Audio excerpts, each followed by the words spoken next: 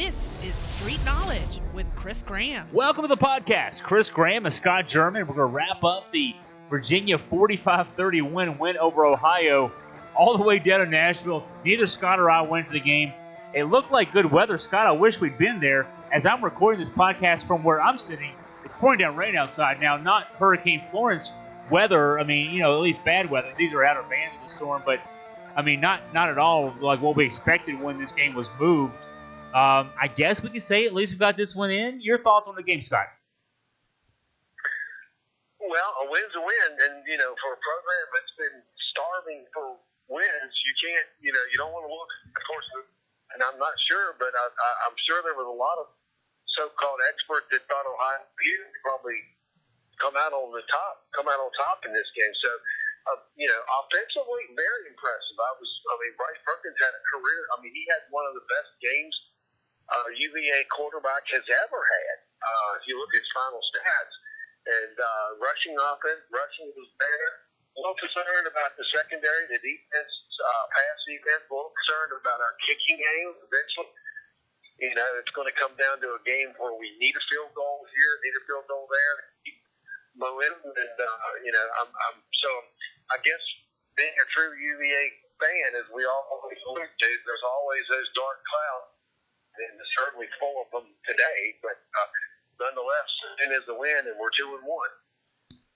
Yeah, Virginia getting a lot of yards on three big plays. The Virginia scoring on its first two offensive plays from scrimmage, and it felt like, the 18-yard run after a turnover, Jordan Ellis converts on an 18-yard run for a touchdown. Then after a 3-and-out, Virginia scores on an 86-yard catch and run. Alameda Zacchaeus with the big catch, and then the run down the sideline from Bryce Perkins. A 75-yard catch in the fourth quarter closes it out. And you throw those numbers together, you're talking about 40% of your offense coming on three plays. Virginia running up 552 yards of offense in this one. It was 35-7 at one point. It got interesting late, 38-28 for a while. Uncomfortable for us just because we were up 35-7 for a while in this game. But there are some issues. The defense could have closed this one out a lot sooner. But Bryce Perkins, 25 of 30 on the day. Looking at his numbers here, 25 of 32, 379 yards, 3 touchdowns. Now, he didn't have the day on the ground that he had. He had averaged 115 yards a game rushing coming in, just 8 yards on 10 carries, some sack yardage in this one. I'm taking away from his yardage. But I think we'll take it, Scott. 379 through the air for Perkins. Zacchaeus.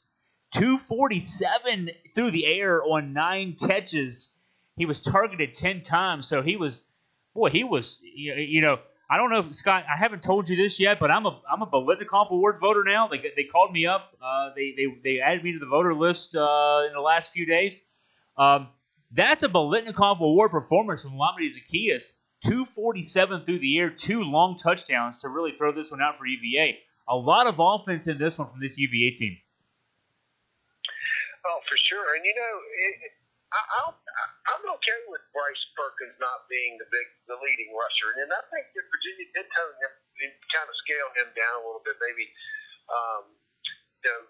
Coach Mendenhall alluded to it earlier, I think, in the week that you take the offense where you can get it. But he also alluded to the fact that you needed some balance. You needed some other players to step up. And it was going to be critical for other players to step up because, let's face it, Bryce Perkins is carrying the ball 18, 20 times a game, Chris.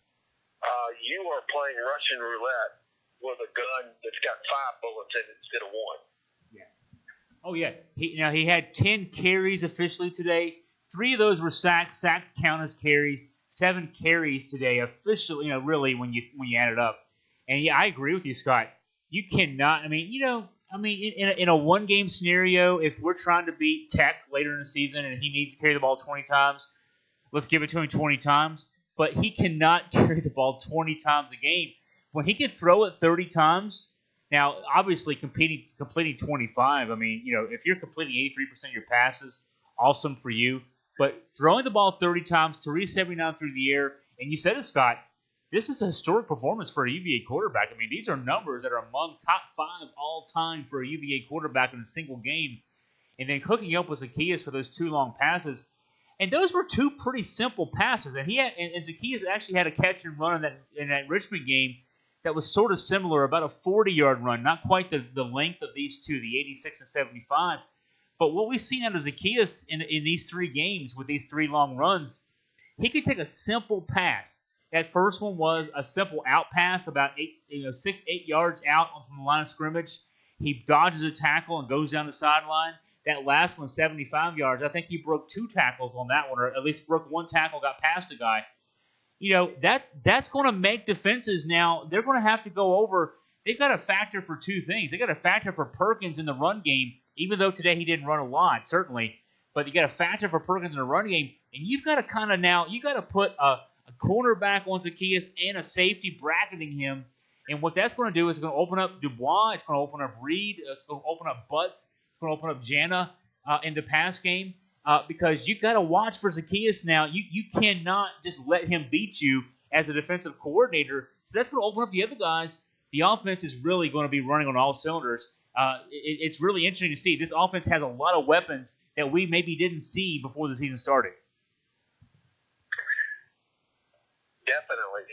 And what a game like this, first of all, I guess what we need to do is just, we all know, let's just make sure this is Ohio University. Okay, they're a long ways from being Ohio State, but they're also a long ways from being Richmond. Yeah. I mean, this was a very good MAC team, and as we've seen, it's not uncommon for MAC teams to hold their own against Power 5 teams.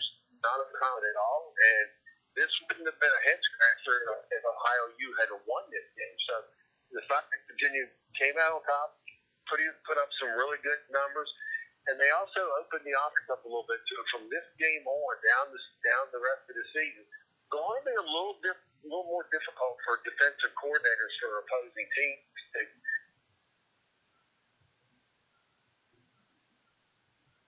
their defensive plans out, because now Virginia's got some running game weapons. Perkins has shown he can throw the ball. He was very accurate today, and this is an encouraging win, not just because it was a win, but I couldn't have worked. Had he run for 130 yards and 22 carries, I would have still been a little skeptical, thinking, we're playing with fire with him running the ball that many times. You just can't have your quarterback running that many times. But now that he's still a threat, anytime he drops back, he's a threat to scamper outside or take off. But now he's also a threat, and he's a proven threat to throw the ball down the field, and that's very exciting. And it's exciting too. When you talked about the run game being opened up, Jordan Ellis, 171 yards on 19 attempts today. Now, of course, a 75-yard run would really throw those averages off. But when you look at what he's done through 3 games this season and what last season, now, it's always unfair. To some degree, what a running back does is a factor of a lot of things. It's a factor of your offensive line. It's a factor of your play calling. There's so many factors at play. But through 3 games this season, Ellis has 381 yards on the ground. And and he's a talented guy. I mean, he showed it today. Now, we've known Jordan Ellis to be a guy who can break tackles. He can get you he can convert a 3rd and 1, a 3rd and 2. He's a big back who can get those tough yards for you in the middle there. He had a 75-yard run today. He also had an 18-yard run. That was kind of a burst. He had to avoid a tackler on that 18-yard touchdown, the first play from scrimmage after the turnover. And he avoided a guy and kind of sped through the line.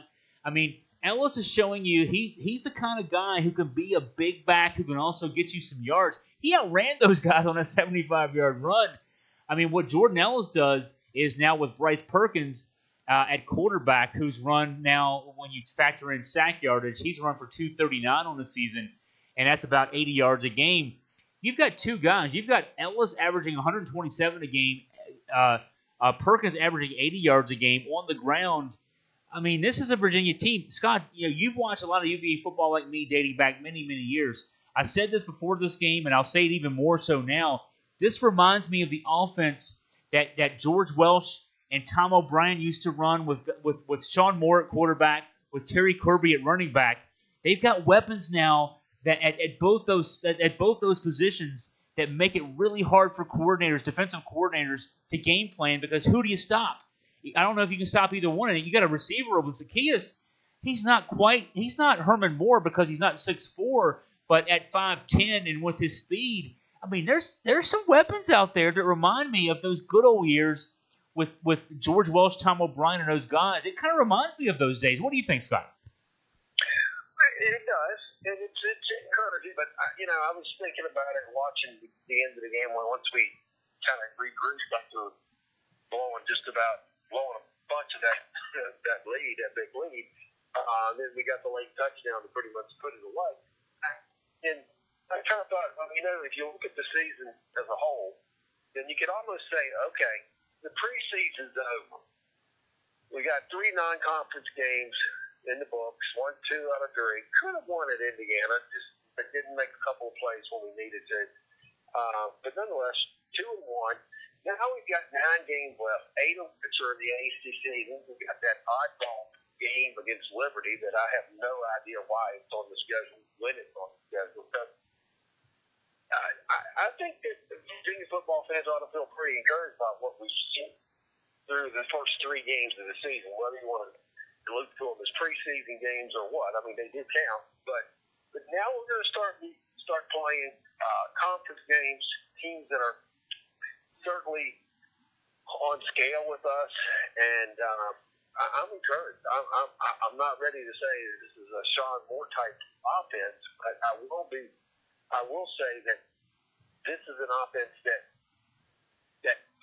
suits, fits, whatever word you want to use, Mendenhall's coaching and offensive coordinator. So the pieces are starting to come together. Still a lot of question marks, but I'll take 2-1. I'm good with that right now. Yeah, me too. This Ohio team is not performing like you talked about it, Scott. I mean, this is a good win. This Ohio team, some folks thought they were the preseason favorites in the MAC. Now, the MAC is not a Power 5; they're a Group of 5, but they were preseason favorites in the MAC, and that means you win 10 or 11 games in your season. So, I mean, this is the team. Now, they struggled in their win over Howard, which is coached by Mike London, ironically, but this is a team that will win some games this year, and so this is not a win to overlook. To say we only beat them 45-31, this is a good win for UVA. Now, yes, now it really starts. You got that Liberty game. That's a strange one in November, but you've got 8 ACC games. Louisville starts it off next week, and we'll talk more about Louisville specifically. Louisville's playing, as we're recording this podcast. In fact, I have the game on TV right now. Louisville's playing a non-conference game right now. They're not Louisville with Lamar Jackson, and Virginia's played Louisville well since Louisville got in the ACC a few years ago, including a game that they should have beat Lamar Jackson 2 years ago the year he won the Heisman Trophy. Virginia should have won that game. That's coming up next Saturday. It's a ways off, but at this stage, 2-1 is probably what fans would have expected, would have hoped for out of this Virginia team, but they're there, and the way they're 2-1, scoring points offensively, the defense hasn't played as well as it could have quite yet. There were stretches today, Scott. The defense played well. They, early in the game, they forced that turnover on the first possession. Another turnover in the second quarter. Eli Handback actually ran it back to the 1-yard line before fumbling. It did set up eventually another Virginia score. But the defense has, had stretches, but the defense hasn't done what Bronco Mendenhall would expect. The offense, though, I think has overachieved. I would love, we will never get to do this, I would love to play that game last week over again in good weather. I think we beat Indiana in good weather. You can't take it away. It's played when it's played. But that said, I think this Virginia team is playing about as well as it could have played through 3 games. They didn't get the one win last week, but I think this Virginia team is about as well positioned as they could be through 3 games. Yeah, I hate to say it, Scott. I'm actually excited about where we're going to go from here because I guess I'm just setting myself up for probably a come down. But I think this Virginia team has a chance to do something special this year. I agree. I think that what we've seen the first three games, we've seen a dynamic quarterback that can run, that we now know can pass. We haven't had that in the fold for a long time, and I like that. I like that in the quarterback, a run-pass threat quarterback, dual-threat quarterback. Our running game looks well. I'm a little concerned. Offensive line's done a great job. Don't know about the depth of that offensive line. We're gonna see it. We're gonna see as we move into the season. We're going into the fourth game of the season. Players start getting some nagging injuries. Your depth starts to show, or lack of starts to show right in the next couple of weeks. So that's going to be something interesting to kind of keep a watch on. But you're right. You said we're up on Virginia football. When's the last time, that we've been able to really look at a team after 3 games and say, wow, this team there's a lot of potential, a lot of upside on where we go. Having said all that, again, typical Virginia fan here, looking at the horizon, there are some dark clouds out there, and the schedule gets tougher. We still got to keep Rice Perkins healthy, so lot to be determined yet. That is the case. That is exactly right. That's a great way to flesh this out, finish this out. So Scott and I will get together. We'll start talking on Monday, and we'll start looking towards Louisville, the ACC opener for UVA. It's at home next week, next Saturday. I'm looking forward to the fact I get to see this team in person. We could have seen them in person today. They were in Nashville. We didn't make the trip to Nashville, but UVA, Louisville in Charlottesville next Saturday, and that's the ACC opener for the Hoos. And Scott and I will start previewing that on Monday.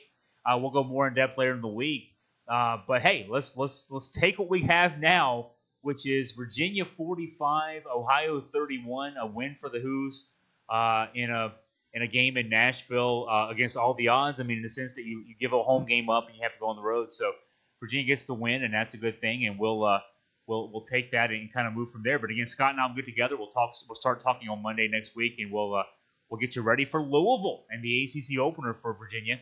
So for Scott German, I'm Chris Graham. We'll sign off here on this podcast on Saturday night. But Virginia gets the win 45-31, and we'll talk again next Monday.